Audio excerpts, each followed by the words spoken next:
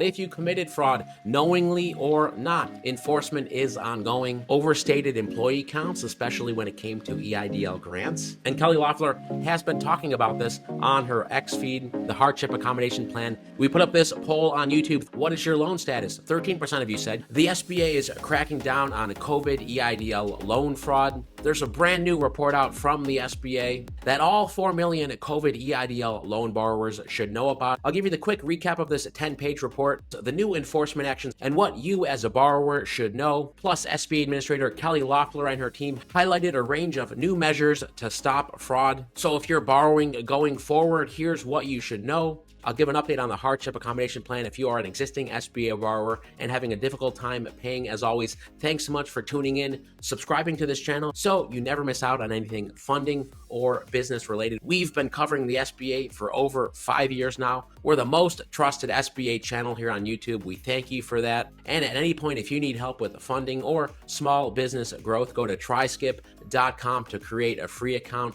Check out your financing options, including SBA 7A loans, how to get approved from anywhere from $50,000 up to $5 million.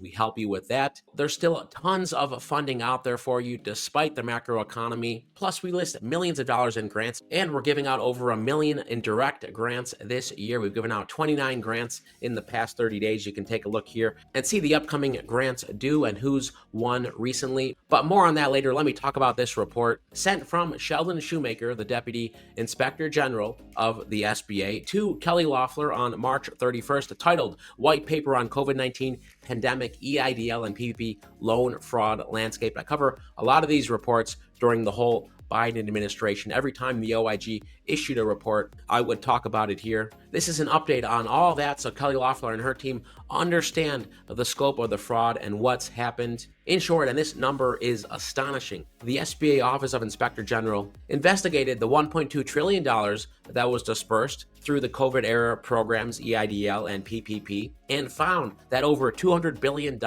may have been fraudulent. These loans were meant to help small businesses, but many were misused due to weak internal controls and, of course, bad actors taking advantage of those weak internal controls. The SBA Inspector General will continue to investigate fraud cases. Loans identified as fraudulent, even if you haven't been flagged yet, there's still potential for it to be flagged for the OIG and law enforcement investigation. If borrowers received funds they weren't eligible for, they may face collections, repayment demands, or legal actions. That's number one. Number two, on repayment and recovery, the SBA is actively reviewing certain loans, for example, loans to ineligible businesses, duplicate payments, improper sole proprietor claims, to determine if money should be recovered. Number three, foreign IP and fraud flags. Remember, this was a big case. Foreign IP addresses accessing the system, they automatically flagged most of those as potential fraud. So applications submitted from foreign IP addresses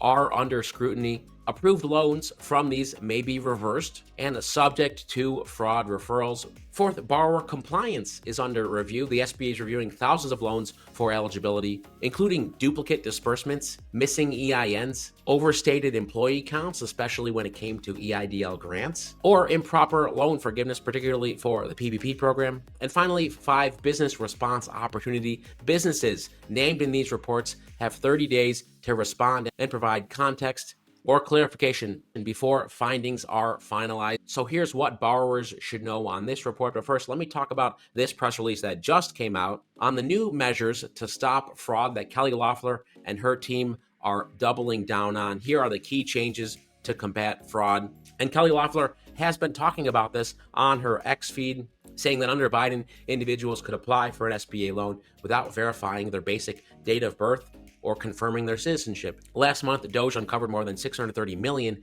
in SBA loans distributed to, quote, borrowers over the age of 115 or under the age of 11. And again, I went through all of those forms myself when they were first released, and I saw a lot of the weaknesses in the form validation. I would chalk up a lot of that to just bad forms, something incredibly easy to do, date of birth validations. So the SBA has done these three changes. Citizenship verification. All SBA loan applications now include a citizenship verification provision to ensure only legal eligible applicants can access SBA programs. Date of birth verification. All SBA loan applications now include a process to verify the applicant age and date of birth. And third, automatic fraud alerts. SBA's date of birth verification process will automatically flag any applicant claiming to be younger than 18 or older than 115 years old. And it says under the last administration, lax guardrails allowed illegal aliens, children, and the deceased to apply for and receive approval for SBA assistance. Now, this is broadly speaking, not just the COVID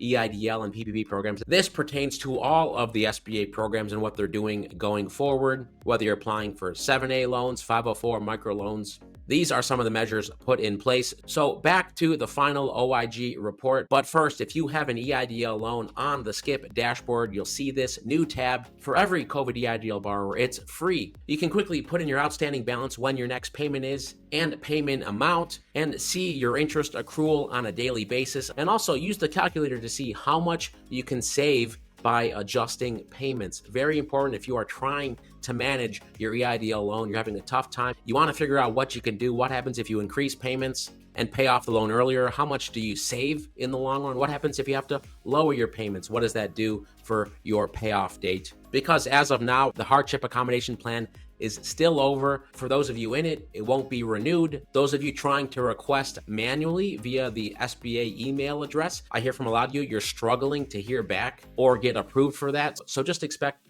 that all of that is going to be more difficult, but I would love to hear in the comments, how are you doing with your COVID EIDL payment today? You know, we put up this poll on YouTube 3 days ago, 230 votes so far. We asked, what is your loan status? 13% of you said you're comfortably making payments. 61% said you're struggling to make payments. 21% said you stopped making payments. And only 5% of you said you've paid off your COVID EIDL loan. So the majority of you are struggling or even stopped making payments. But here's what you should know. And when it comes to fraud, if you committed fraud knowingly or not, enforcement is ongoing. The SBA and OIG are continuing to close recommendations and refer cases for investigations or collections. Second, not all mistakes are fraud, but any improper payments, wrong amounts, and ineligible applicants may still need to be repaid. And third, if you suspect you were wrongly flagged or need to clarify your situation, you can respond to the SBA via the OIG email, aiga@sba.gov, within 30 days of the report. As always, I'll keep you posted on anything we hear from the SBA when it comes to program changes, cracking down on existing loans, or new programs that come up in the future.